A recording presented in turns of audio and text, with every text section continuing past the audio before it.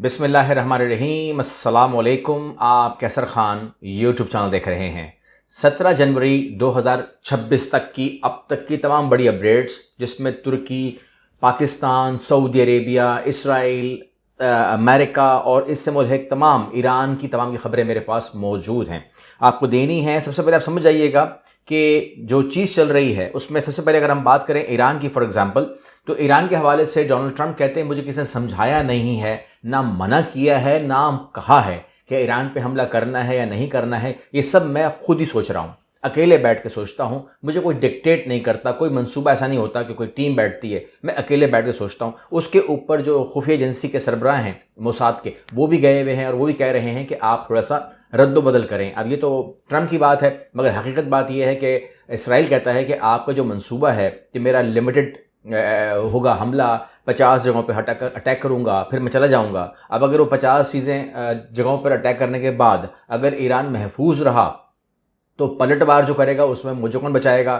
تو مجھے پہلے اپنے آپ کو ٹھیک کرنے دیں، اور اس کے بعد جو ہے پھر آپ اپنے جو معاملات ہیں اس کو بھی دیکھیے، کیونکہ یہ چیز بہت کچی پکی ہو رہی ہے، تو اس کو تھوڑا سا کرنے کی ضرورت ہے، اس پہ ورکنگ کرنے کی ضرورت ہے۔ تو وہ ہو سکتا ہے کہ وہ پوسٹ پون کیا ہوا ہو، اور نام یہ لگا دیا ہے چونکہ وہاں پر پھانسیاں رک گئی ہیں 800، تو اس لیے ہم اس کو پوسٹ پون کرتے ہیں، but it's all about postpone. اس میں ہوگا کیا؟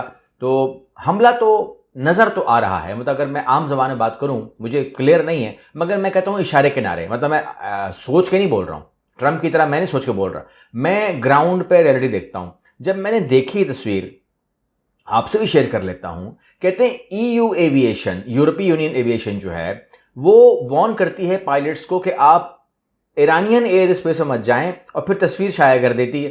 کیا آپ یہ دیکھ رہے ہیں کہ ایرانی ایئر اسپیس جو ہے وہ خالی ہے؟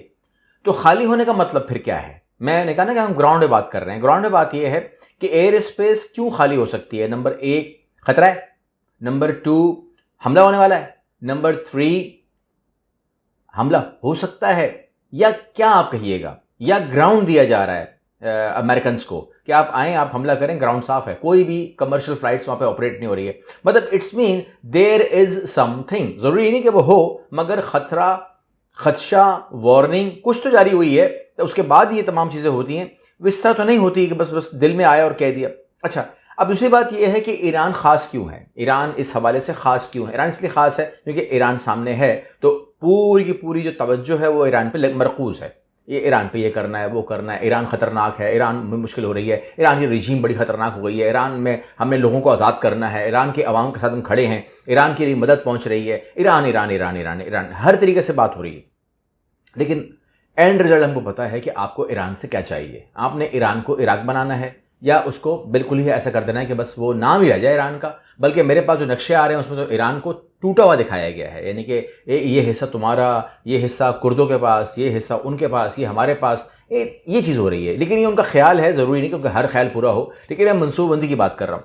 لیکن میں کہہ رہا ہوں کہ ایک چیز تو یہ ہے، لیکن جو ہم دیکھتے ہیں کہ یہ لوگ کیلکولیشن پوری کرتے ہیں، مطلب پیپر پورا بناتے ہیں، اس پیپر میں پہلا نام ایران کا لگ رہا ہے مجھے، اس کے بعد ان کے دماغ میں کہیں نہ کہیں یہ تو آتا ہے نا کہ پاکستان ایک اسلامی ملک ہے، اس کے پاس بھی ایٹم بم ہے، اور اگر ہم فار ایگزامپل سعودی عرب پہ کچھ کرتے ہیں جو کہ ان کی بنتی ہے بات، وہ سوچتے ہیں، تو کون آئے گا بچانے کے لیے؟ تو خطرہ یہی آتا تھا کہ پاکستان آئے گا۔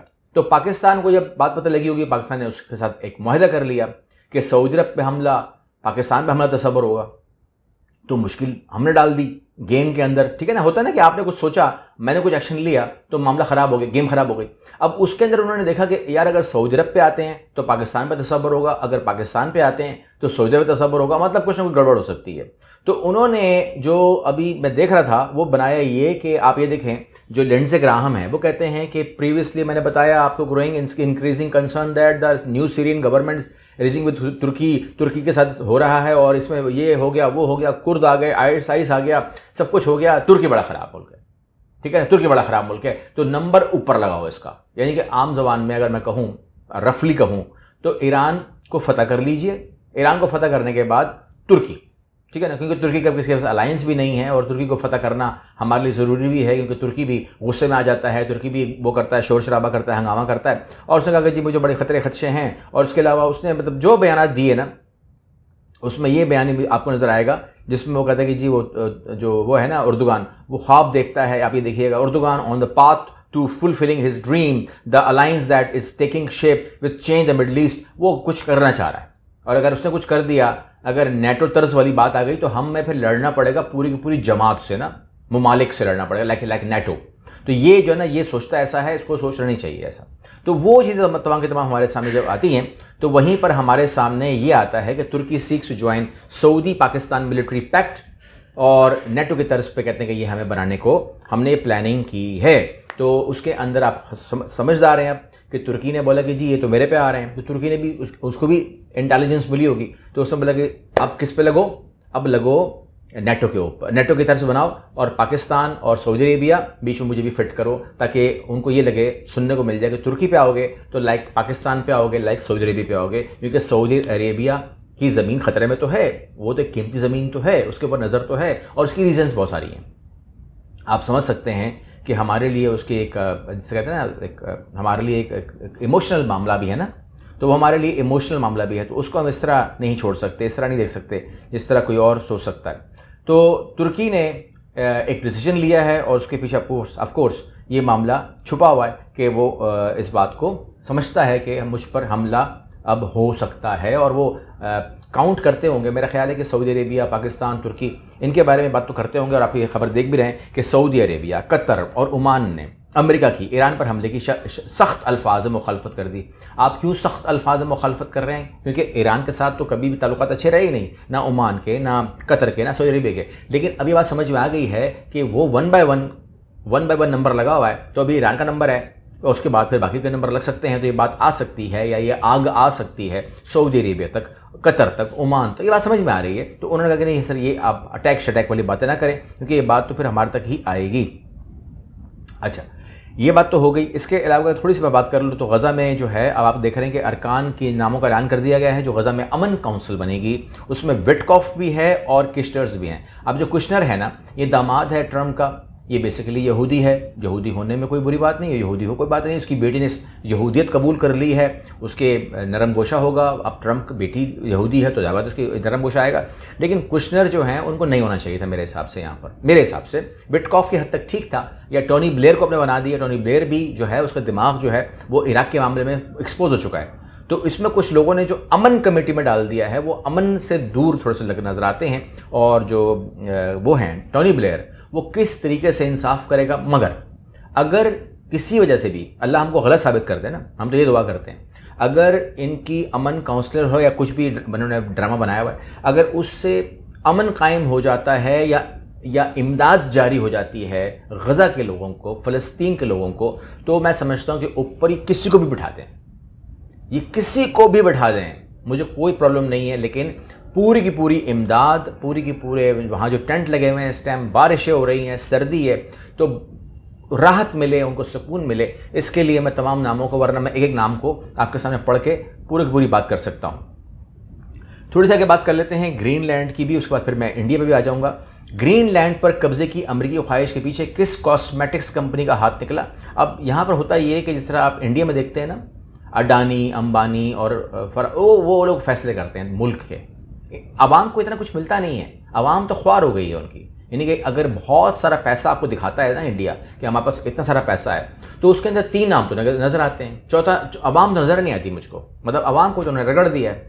ٹھیک ہے نا، اگر تیل کوئی خرید کے بیچ رہا ہے، اگر کوئی رشیا سے تیل خرید رہا ہے تو وہ کوئی ایک انسان ہے، ملک نہیں کر رہا، انڈیا نہیں بزنس کر رہا، اور وہ بیچ رہا ہے، پروفٹ کما رہا ہے، تو وہ ایک انسان ہے. یعنی کہ وہاں پر اگر کوئی بجلی بیچ رہا ہے بنگلہ دیش کو تو وہ ایک انسان ہے، وہ پرائیویٹ ہے، وہ کوئی انڈیا نہیں بیچ رہا. اور اگر وہ کما رہا ہے تو وہ ایک انسان ہے. یعنی کہ 3 انسان جو ہیں وہ پورے انڈیا کا پیسہ کھا چکے ہیں.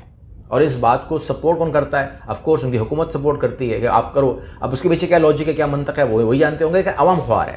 تو وہاں پر آپ کو میں بتا دوں گا کہ یہاں پر آپ خبر بھی دیکھ رہے ہیں کہ انڈیا نے چابہار پورٹ چھوڑنے کا فیصلہ کر لیا ہے. اب کتنا پیسہ انہوں نے وہاں لگایا ہوگا، عوام کا پیسہ لگایا ہوگا نا، کتنا پیسہ لگایا ہوگا. اب آپ کہہ رہے ہیں میں کوئٹ کر رہا ہوں، اس کو کوئٹ کیوں کر رہے ہیں؟ آپ کو یہی خطرہ ہے کہ مجھے اٹھا کے لے جائیں گے، یہی خطرہ ہوگا نا. اور کیا خطرہ ہوگا کہ اگر میں بات نہیں مانوں گا تو مجھے مارودو کی طرف اٹھا کے لے جائیں گے. تو انہوں نے کہا کہ جی میں چابہار چھوڑ رہا ہوں، میرے تعلق ایران سے نہیں ہے. ٹھیک ہے نا، یہی ہوگا نا، اور کیا ہوگا. تو آپ ایران سے جو پیچھے ہٹ رہے ہیں، چابہار سے پیچھے ہٹ رہے ہیں، ایک مطلب میں لے لیتا ہوں کہ یہ آپ ڈر گئے. دوسری بات, ایک تو آپ ڈر گئے, سمپل سی بات ہے, من نہیں پڑے گا, نہ مانو تو آپ کی مرضی ہے. دوسری بات, برکس کے اندر آپ اس ٹائم چودھری بنے ہوئے ہیں, پریزیڈنٹ بنے ہوئے ہیں مودی صاحب, ٹھیک ہے نا. اب وہاں پر چائنا بھی ہے, وہاں پر ساؤتھ افریقہ بھی ہے, کیونکہ یہ برکس پلس ہے. وہاں پہ چائنا بھی ہے, وہاں پہ ساؤتھ افریقہ بھی ہے, وہاں پر رشیا بھی ہے, تمام لوگ ہیں. اب وہ برکس کے اندر جو ہے وہ ساؤتھ افریقہ کے پاس وہ اپنے وہ کریں گے, جو ایکسرسائز ہے, بڑی قیمتی ایکسرسائز ان کی ہوتی ہے, وہ کرنے جا رہے ہیں. اس پریزیڈنٹ صاحب نے کہا کہ میرا ملک اس میں حصہ نہیں لے گا.